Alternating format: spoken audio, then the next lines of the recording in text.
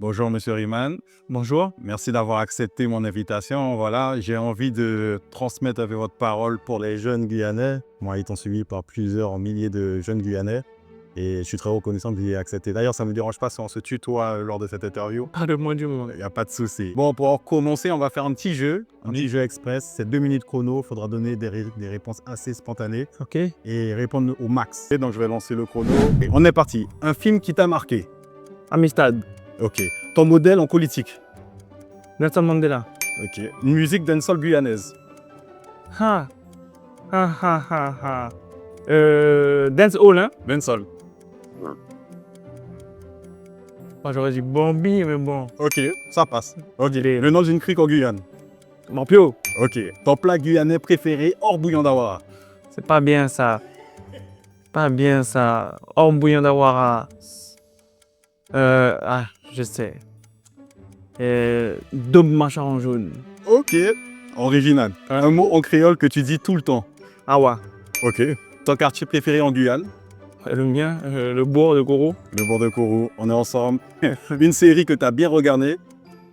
The Walking Dead. Pareil. Un truc que tu rêves de faire pour la Guyane, même si c'est fou. Non. Il y a tellement. Donc, juste un. Ce que je rêve de faire, même si c'est tout, hein. Même si c'est impossible, limite. Il y a tellement qui se bousculent dans ma tête. Mais juste un seul. Un seul. C'est pas bien ça aussi, hein. Ça fait choisir. Le temps passe. Un super stade international pour accueillir un tas de compétitions internationales. D'accord, ce serait cool. L'endroit où tu vas quand tu veux te vider la tête. En fait, je vais nulle part. Je m'enferme dans une pièce et je mets de la musique. Et je coupe un moment. D'accord, ça passe. Le sport que tu pratiques ou aimerais pratiquer. Ah non, c'est le football. Le football. Le football, c'est le football. Le nom d'un influenceur ou artiste guyanais que tu aimes. Influenceur ou artiste guyanais. Il y a moi au cas où. Non, rigole. Non, alors, il y a une artiste que j'apprécie particulièrement parce que... Oh, c'est fini. Ah mec, j'allais dire Fanny. C'est super, c'est bon. J'allais dire Fanny G. Fan. Les clouer au banc ou même au pilori. Vous êtes hypocrite. Vous êtes une bande d'hypocrites parce que lorsqu'il faut taper, oui, vous êtes des hypocrites. Vous êtes des hypocrites. Monsieur. Oui, et vous faites de la démagogie. Monsieur Riemann, s'il êtes vous des plaît. démagogues. Monsieur Ouais. Riemann. Yes. Alors, quand tu étais jeune, est-ce que tu t'imaginais déjà être à l'Assemblée? Non. Pas du tout. Pas du tout. Pour rappel, t'as quel âge? J'ai 45 ans aujourd'hui. Quand j'étais plus jeune, je rêvais de beaucoup de choses, mais pas du tout politique. C'était pas vraiment du tout dans mes plans, ça. Limite stage, tu disais impossible. Ouais, c'était pas du tout une sphère dans laquelle je me voyais me projeter. La politique, même si mon grand-père a été maire, ma tante a été députée, mais c'est pas...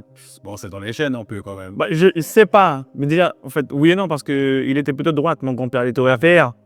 Moi, je suis pas à ce niveau-là. Et j'étais trop turbulent, moi, quand j'étais plus jeune. Donc, je bougeais les lignes tout le temps. Donc, pour moi, à partir du moment où il fallait m'enfermer dans quelque chose, ça ne m'intéressait pas. Donc, je n'avais pas du tout la vision d'aller en politique. D'accord.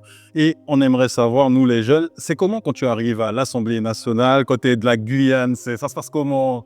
Mépris, Ah là là. à l'écoute? Mais j'ai raconté ma première expérience en arrivant à l'Assemblée nationale, où est-ce que, étant donné que quand je suis arrivé, j'ai été m'acheter un costume.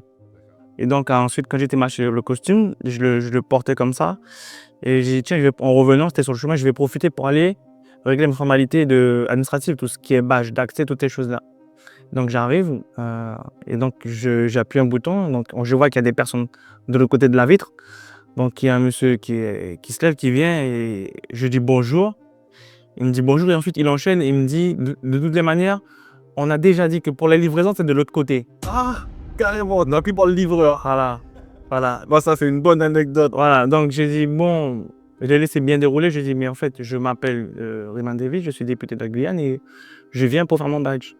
Et là, bien sûr, là, le monsieur, il est complètement décontenancé, il sait plus où se mettre. Je lui ai dit non, ça va aller, dites-moi juste où est-ce qu'il faut aller pour faire le badge. Bon, lui, tu as retenu son visage, j'imagine. Ah oui, non, mais je pense que lui, il n'oubliera jamais ce genre-là non plus. Ouais, Il a fait, c'est une très très grosse garce. Il se trouve que j'étais quelqu'un de revanchard. ça aurait pu aller plus loin. Donc non, j'ai laissé. Et on te voit souvent dans les vidéos avec la chaîne en or, ça va? Ça passe bien? Ah non, moi j'ai ma chaîne avec moi dès que je peux leur montrer que je suis Guyanais, moi je suis Guyanais. Ok. Et puis là-dessus, moi, non, ça fait partie de mon identité. On te sent authentique, nous on aime bien en tout cas les... Ah ouais, non, mais moi c'est comme ça, il n'y a pas de filtre. Ok. J'ai une autre question pour toi. Que réponds-tu aux jeunes qui disent que les politiques, ça sert à rien? Parce qu'on entend, il y a une mode sur la politique, ça sert à rien. Ils se sentent pas peut-être écoutés ou entendus. Pour les jeunes, pour toi, tu leur répondrais quoi? Mais je peux comprendre cette phrase-là, parce que des fois, même moi, je me dis des fois bon, à quoi je sers en vérité. Parce que quand on regarde le système, comment il fonctionne, nous qui sommes élus du territoire, on va à Paris pour faire entendre, comprendre ce qu'est la Guyane. Bon, c'est extrêmement compliqué parce qu'on est dans quelque chose qui ne nous permet pas en fait de prendre en compte ce que nous sommes et qui nous sommes. D'accord? Donc je comprends ce qu'ils disent. Et ensuite, dans le quotidien, à l'échelle du territoire même, il faudrait que les élus en général soient plus pragmatiques et soient moins dans le clientélisme, parce que je te connais, je vais faire, parce que telle personne qui est dans telle association, je la connais, je vais l'accompagner à la financer. Tout le monde devrait être traité de la même manière. Donc même nous au niveau local, ce n'est pas fait correctement. Donc je comprends les jeunes lorsqu'ils disent ça. Après, je leur dis, on est dans un système où la politique prend les décisions. C'est dans la politique que en fait, c'est pour ça que je suis venu là-dedans. Moi. Oui. Sinon, je ne serais jamais venu. Donc je leur dis maintenant, à vous aussi, rentrez dedans, participez, faites entendre votre voix parce que vous n'êtes pas silencieux. Quoi. Vous êtes Vous là. avez des problèmes à régler, et bien justement, c'est fait pour ça, entre guillemets. Oui, non, les gars aussi, il faut pouvoir se faire entendre. D'accord. Même si vous n'êtes pas élu, mais c'est en tant qu'élu qu'ils doivent agir en tant que tel. Donc, vous les saisissez, vous allez les voir, vous les mettez devant leurs responsabilités.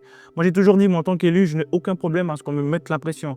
J'ai choisi de prendre des responsabilités, donc j'assume ce qui va avec. Comme on dit, on prend le bébé avec son eau. C'est ça. Voilà. Ok, nickel. Quelles sont tes priorités concrètes pour les jeunes de la Guyane? J'ai qu'une envie, moi, c'est que les jeunes fassent ce que, à un moment donné, peut-être ce que d'autres n'ont pas osé. C'est qu'ils s'affirment pour ce qu'ils sont aussi, qu'ils s'expriment pour ce qu'ils sont, qu'ils n'attendent pas qu'on vienne faire pour eux, qu'ils prennent l'initiative de faire, qu'ils soient conquérants. C'est en gros, bon, je veux faire ça. Ah non, mais c'est pas possible. Non, je me donne les moyens d'y arriver. Après, c'est vrai que les personnes en responsabilité, quelles qu'elles soient, doivent permettre au moins une fois qu'ils essaient. Et ça aussi, c'est pas forcément vrai. Mais je dis aux jeunes, ne vous laissez pas attendrir par des histoires qui ne tiennent pas la route. Faites ce que vous avez à faire, bien sûr, dans le respect des uns des autres. Mais l'avenir vous appartient, en gros. Et bien justement, c'est super parce qu'il y a des jeunes, justement, vis-à-vis de ça, ils vont dire, il y a des choses qu'on ne peut pas faire en Guyane. Qu'est-ce que tu aimerais savoir? Non, mais là, ouais, Je voudrais savoir. je réponds à cette question-là par une autre question. C'est vrai. Qu'est-ce qui ne peut pas À faire. Et du coup, est-ce que tu les conseilles de partir et revenir ou de se former en Guyane, par exemple? Il y a plusieurs possibilités. Il y a peut-être une filière qu'il va choisir et qu'il n'y a pas forcément en Guyane, malheureusement. Bon, il va devoir s'expatrier. Mais moi, tout ce que je leur dis, si vous partez pour vous former, revenez. Et, après, on peut rencontrer du monde qui fait qu'on va s'attacher, on peut découvrir quelque chose qui va nous plaire et on va rester ou la rester là-bas. Dites-vous juste une chose, la Guyane est un territoire en devenir et que sans ces compétences que vous allez acquérir, quelles qu'elles soient, on aura besoin de tout le monde. Et donc, à tous les jeunes qui partent se former, ou bien même qui restent ici se former, dites-vous une chose, qu'il y a des personnes qui sont en poste aujourd'hui et qui se battent pour que demain, ils puissent en tout cas prendre le relais et continuer à développer le pays. Donc, on a besoin d'eux. Et il ne faut pas qu'ils partent et qu'ils ne reviennent pas. C'est le souhait, en fait, c'est un souhait. Mais après, on ne pourra pas décider à la place de ces personnes-là. C'est un peu comme moi. Moi, je suis revenu au pays en tout cas. Voilà. En tout cas, merci de la réponse. Pour la énième fois, et j'espère que ça sera la dernière en ce qui me concerne, arrêtez de parler en notre place alors que nous maîtrisons notre sujet. Concernant la Guyane, il n'y a pas de submersion migratoire, d'accord? Je dis... Non mais collègue Gilet, je ne t'ai pas interrompu, je vais revenir Alors, avec mes toi chers après. collègues, la seule Non, personne, mais- mes chers collègues, Non mais tu la racontes seule n'importe personne quoi. qui peut interrompre, Tout ce que vous savez faire, c'est le président de la tout ce que vous commission savez des faire, lois. c'est mentir. Mon cher collègue, on reste. Collègue Gilet, je te dis clairement ce soir-là, Alors, d'abord, tu es un menteur. Et je t'ai démontré on se que tu es un tutoie pas. menteur. Maintenant, on va passer encore aux choses. Concernant la prison de Saint-Laurent, c'est l'actualité. Quand tu as entendu parler de la prison ultra sécurisée, je sais que c'est les revendications des Guyanais, etc. Mais est-ce que pour vous, c'était pas plutôt une prison pour juste réduire le nombre, la surpopulation dans la prison à Montjoly, et du coup faire une prison à Saint-Laurent, parce que je crois que j'avais entendu dire dans une de tes vidéos, tu disais en plus ça permettait aux jeunes, en fait, peut-être d'être plus proches de leur famille, ce genre de choses. Donc, est-ce que c'était pas plus cette vision plutôt qu'une vision à la Alcatraz, on va dire, entre guillemets? Non, mais tu as bien résumé. Le but à l'époque, lors des accords de Guyane de 2017, le but était qu'il y ait une cité judiciaire à Saint-Laurent-du-Maroni, à l'ouest, parce qu'effectivement, tout se passait sur Cayenne. Tribunal, prison, donc il fallait que les gens fassent 250 km pour voir un proche qui serait emprisonné. Donc même si la personne est en prison, la personne a des proches, a de la famille, et donc cette famille-là a envie de voir ce proche-là en général, hein, sauf cas particulier. Et donc il était demandé effectivement qu'il y ait tout cela à Saint-Laurent-du-Maroni, donc dans l'ouest guyanais, puisqu'on voyait bien qu'il y avait un déséquilibrage en matière d'accès aux services publics à différents niveaux. Donc c'était ça la demande initiale. La demande n'a jamais été de ce qu'on mette des quartiers haute sécurité dans cette prison-là. Je rappelle de toutes les manières, c'est à l'arrivée de Darmanin au ministère de la Justice que lui est venu avec cette idée-là. Et donc au travers de la loi pour lutter contre le narcotrafic, ils instauraient une telle mesure. Et donc, il vient faire des effets d'annonce en Guyane. Mais les Guyanais n'ont jamais demandé ça. Et c'est pour ça qu'il y a une opposition frontale à ce projet-là. Projet pour lequel il n'y a eu aucune discussion avec aucun élu de Guyane avec le ministre Darmanin. Et c'est ça, justement, super réponse. Mais c'est ça qui est choquant. Il n'y a pas eu de discussion. Il vient en Guyane, il impose ça. Et en plus de ça, il fait part de ça à des médias nationaux, quoi. Donc, en Guyane, nous-mêmes, on n'est pas au courant. Et puis surtout, il y a eu un terme que les gens, ça les a vraiment choqués parce que, bon, ils ont parlé de radicaliser. Nous, on entend terroriste, entre guillemets, et on se dit, en Guyane, on n'a pas ça. Alors, pourquoi on devrait... Mais ça ramène automatiquement à l'époque du bagne où est-ce que les prisonniers que la France ne voulait pas garder en son sol hexagonal, pour ne pas dire métropolitain, les envoyer dans les bagnes en Guyane et en Nouvelle-Calédonie. Donc c'est toujours cet esprit qui persiste, c'est-à-dire les OQTF, on les envoie à Saint-Pierre-et-Miquelon, les prisonniers dangereux, on les envoie en Guyane. Mais non, cette époque-là, c'est fini, quoi. Nous, on aspire à autre chose. Donc les personnes qui ont fauté iront en prison, normalement, comme partout ça existe dans n'importe quel pays à l'heure actuelle. Mais on ne va pas accepter, parce que vous ne voulez pas de tel énergumène sur votre territoire, que vous nous l'envoyez. Donc ça, il n'en est pas question. Ce temps-là, c'est fini. Et ils pourront compter sur nous pour faire savoir que c'est bien fini, ce temps-là. D'accord. Et est-ce que ton ressenti, toi, est-ce que ça t'a choqué ou tu t'es juste dit, OK, ils montrent en fait leur vrai visage, en fait? Moi, je n'ai pas été choqué par Darmanin, puisque je le connais. J'ai échangé avec lui plusieurs fois dans l'Assemblée nationale. On a eu des joutes verbales tous les deux. Et je sais à qui j'ai affaire. Darmanin fait son buzz pour séduire un électorat extrême droite dans l'Hexagone, parce qu'aujourd'hui, c'est bien l'extrême droite qu'elle voit en poupe politiquement. Donc tout ce qui est racisme, xénophobie, fascisme, le rejet de l'autre parce qu'il ne me ressemble pas. C'est ça la base. Donc, et moi, je me bats, je suis opposé à ça à 200%. Vous avez bien vu mes positions en général quand je parle de la Guyane. Souvent des gens qui disent « Ouais, le problème c'est la faute des immigrés, il y a trop haïtiens, trop machin ici ». Je combats ce discours, ok? Parce que ce n'est pas ça la réalité lorsqu'on vit en société. Tout n'est pas la faute des immigrés. Non, il faut arrêter. Nous aussi, on doit se dire, est-ce que nous on fait bien les choses? Est-ce que l'État fait bien les choses? Est-ce que l'État met les moyens qu'il faut pour que ça fonctionne correctement? Il y a toutes ces questions-là qu'on a à se poser, parce que lorsqu'il y a un problème, ce n'est pas unilatéral. Il y a un point de départ, mais il y a des réactions successives qui font que soit ça se calme, soit ça s'aggrave. D'accord? C'est-à-dire que quelque part, nous sommes tous responsables, directement ou indirectement, d'une situation. Soit par notre action, soit par nos propos, soit par notre silence. Le silence aussi, ça permet de faire ou de défaire des choses. Donc voilà, moi je reste très très humble par rapport à cela. Lorsqu'on parle de l'humain, c'est pas blond ou noir, il y a beaucoup de nuances. Donc moi je mets beaucoup d'eau dans mon verre, je fais extrêmement attention pour que je tienne à ce niveau-là. D'accord. Et pour terminer justement sur ce sujet, on a tous vu, ça a fait le buzz, la façon dont Darmanin a répondu à ce journaliste. Ces citoyens ultramarins, surtout en Guyane, ils voient un peu comme un retour du bagne. Mais c'est une insulte, monsieur à la République, ce que vous dites. Je vous dis ce que pense aujourd'hui la population. Vous êtes journaliste, d'abord en plus d'être complètement idiot. Toi, à la place de ce journaliste, que lui aurais-tu répondu sincèrement? C'est les jeunes qui écoutent, qui regardent. Non, Non, franchement, Darmanin m'aurait dit ça, l'interview aurait été terminée. Yeah. L'interview aurait cessé. Parce que j'aurais répondu à Darmanin et ça ne serait pas passé comme ça. Mais après, je félicite le journaliste qui a gardé son droit, son professionnel. oui, il a continué.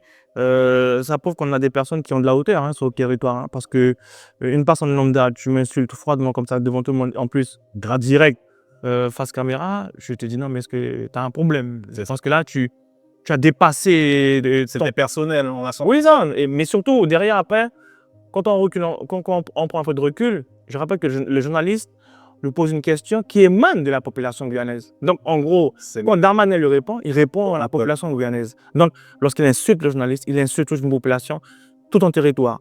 Et ça ne passe pas et ça ne passera jamais. Ah oui, on a vu, les gens sont révoltés sur les réseaux sociaux, ça parle que de ça. On a vu aussi un extrait de vous sur Hugo Décrypte. Enfin, vraiment, ça fait polémique un peu partout. Oui, non, mais on ne peut plus accepter ce genre de comportement. Le ministre passe, il est là pour 2 jours et se permet ce genre de dérapage. Et pour moi, ce n'est pas un dérapage. Hein. Ça reflète un peu de la personnalité de la personne. Parce que rester là froidement à dire ça, je l'ai rappelé encore dans la radio, Darmanin, c'est l'un des personnages politiques français qui est resté dire lors d'un débat que c'est la République qui a aboli l'esclavage et pour cela, on doit l'aimer. On entend souvent un certain nombre de sujets. Bien sûr, l'esclavage a été absolument ignoble, mais c'est bien la République. La France a peut-être sans doute mis dans des conditions extrêmement difficiles les populations colonisées dans des états désastreux, mais c'est la République qui abolit l'esclavage. Donc on leur demande d'aimer la République. Pas toute l'histoire de France, bien évidemment. J'ai vu ça, oui. Donc j'appelle ça du révisionnisme historique. Hein, d'accord. La République a aboli l'esclavage parce que les personnes qui étaient mises en esclavage se sont rebellées avant toute chose. Il n'y aurait pas eu de rébellion, il n'y aurait pas eu d'abolition de l'esclavage. Oui, surtout, ils ont vu ça avec Haïti. Donc, ça prouve bien que Darmanin a un certain regard sur nos territoires et en tout cas nous par rapport à notre histoire et notre origine. Et donc, de ce fait-là, je ne peux pas respecter ce genre d'individu en ce qui me concerne. D'accord, nickel. On a vu d'ailleurs qu'il s'est repris après le long de... Donc il n'y aura pas de déportation depuis la fosse hexagonale? Alors je l'ai dit hier, voilà, et je regrette que vous ne l'ayez pas retenu. Donc je vais le répéter, en effet, ce sont en Guyane, aux Antilles, des personnes extrêmement dangereuses du territoire, parfois des étrangers de sur ce territoire, et que nous devons absolument isoler du reste de la société. Oui, on connaît ça, on connaît les volte-face, les soupérieurs pour dire non, mais c'est parce que j'ai voulu le dire, vous n'avez pas très bien compris. Parce qu'à chaque fois, c'est toi qui n'as pas compris ce qu'il a dit. Ça, ouais. Ok? Donc en gros, à la fin, c'est toujours toi l'idiot du village. Hein. Ok? Donc faut bien faire attention aux éléments de langage que j'utilise à différents moments. Là, j'ai reçu quelques questions de mes abonnés et des gens qui vous connaissent. Probablement, ils ne savaient pas que c'était pour vous. Je leur avais juste annoncé une question à un député sur les stories. Et du coup, je vais te remasser pour vous poser des questions. Alors, on a Samira.r qui vous demande pourquoi n'y a-t-il pas de véritable réparation pour l'esclavage? Non, mais c'est une bonne question, parce que je rappelle, lorsque Christiane Taubira a fait voter au Parlement français la loi qui officiellement qui rendait comme crime de l'humanité l'esclavage, il y avait un pan sur la réparation. D'accord? Je dis la réparation avec un R majuscule parce que la réparation peut prendre différentes formes. Sauf qu'au moment des débats, c'était vidé de la loi, ça. D'accord? Mais, qu'on le veuille ou non, ça reste quand même sur la table, la question de la réparation. Et derrière, maintenant, c'est à nous de dire si effectivement il faut qu'il y ait une réparation, mais quoi comme réparation? Il y a plusieurs formes de réparation, mais en tout état de cause, la question de Samira, c'est une question pertinente. Pourquoi il n'y a pas de réparation? Il faut demander au gouvernement français. Nickel.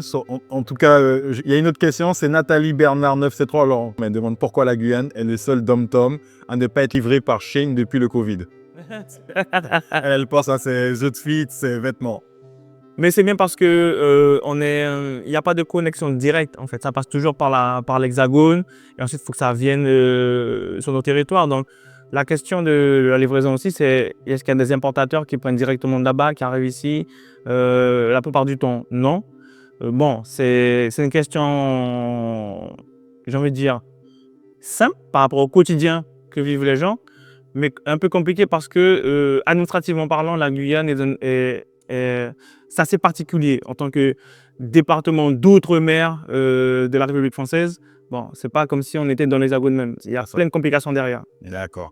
Alors, il y a Jod YSN il dit seulement on veut l'indépendance, où est-ce qu'on peut signer? Stop.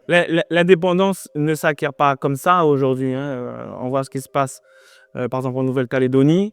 C'est très compliqué. Pourtant, depuis le moment où la France a pris possession de la Nouvelle-Calédonie, les Kanaks n'ont jamais cessé de demander leur indépendance. Donc, on a affaire à une situation particulière.